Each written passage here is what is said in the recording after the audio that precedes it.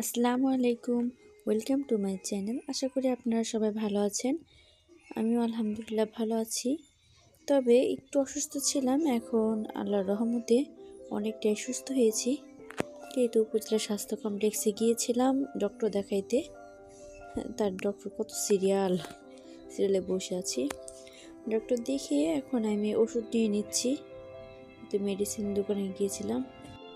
পরিকল্পনা করে কাজ করলে কিন্তু কাজটা অনেক সহজ হয়ে যায়, আবার বাজেট করে কাজ করলেও কিন্তু কাজটা সহজ হয়। পরিকল্পনা এবং বাজেট দুটোই কিন্তু কাজের গতি বাড়িয়ে দেয়। আমি বাড়িতে বসে পুরো পরিকল্পনা করে রেখেছিলাম যে কি কি কেনাকাটা করব এবং তার একটা নির্দিষ্ট বাজেট ধরে রেখেছিলাম। এখানে যে দেখতে পাচ্ছেন রাস্তার পাশে ভ্যানে করে শীতের কাপড় চোপড় বিক্রি করছে। তো এগুলো কিন্তু মোটামুটি ভালো, একেবারে যে খারাপ তা কিন্তু না। তবে এখানে একটু রিজনেবল প্রাইসেও পাই, আবার মোটামুটি ভালো আর কি প্রোডাক্টগুলো। তো আমরা এই জন্য এখান থেকে বেশিরভাগ কেনাকাটা করি। আর ভিতরে মার্কেটে কিন্তু প্রচুর দাম থাকে, সেটা তো আপনারা জানেন। তো কেনাকাটার সময় দেখতে পেলাম রাস্তার পাশেই এভাবে মাটির হাঁড়ি পাতিল রাখা আছে। তো এগুলো দেখেও কিনতে ইচ্ছা করছিল, কিন্তু আগে থেকে বাজেট ছিল না। তারপর আবার এগুলোর দাম আছে অনেক। তো পরে এক সময় টাকা জমিয়ে তারপর কিনবো। তো যেটা প্রয়োজন সেটাই আগে নিব, তারপর যদি টাকা বাঁচে তবেই না কিছু বাড়তি নেওয়া যাবে, তাই না? এখানেই তো এক চাচা শুটকি বিক্রি করতেছে। তো সেখান থেকে কিছু পরিমাণ শুটকি নিয়ে নিলাম। 2 রকমের শুটকি নিয়েছি। আমার শুটকি দিয়ে ভাজি খেতে খুব ভালো লাগে। আর এই তো এখানে কোয়েল পাখির ডিম নিয়ে নিচ্ছি, আমার বাচ্চাকে আর কি কোয়েল পাখির ডিম খাওয়াই। তো পরিকল্পনা আর বাজেটের কথা বলতেছিলাম।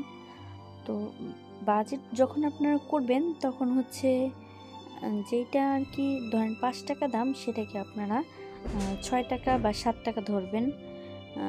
এরকমভাবে একটু একটু করে বেশি ধরবেন। আপনি জানেন যে এটা নির্দিষ্ট দাম এত, তারপর একটু একটু বেশি ধরবেন।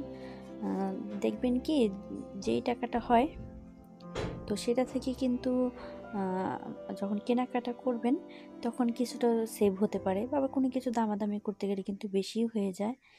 তো ওই সময় আর কি সেভ হবে, এই জন্য আর কি আপনি বলতেছি আমি এভাবেই করে থাকি। কেনাকাটা শেষ করে ফুচকা খেতে গিয়েছিলাম।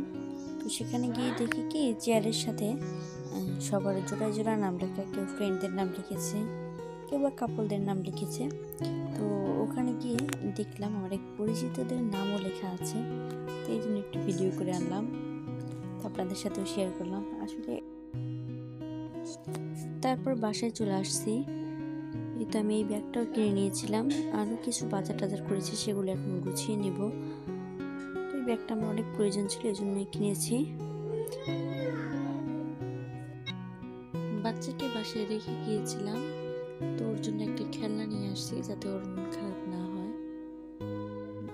আর আমার আম্মু আমার বাচ্চাকে এই তো এভাবে বিনোদন দিচ্ছে। ভিডিওটি ভালো লাগলে একটা লাইক দিয়ে দিতে পারেন।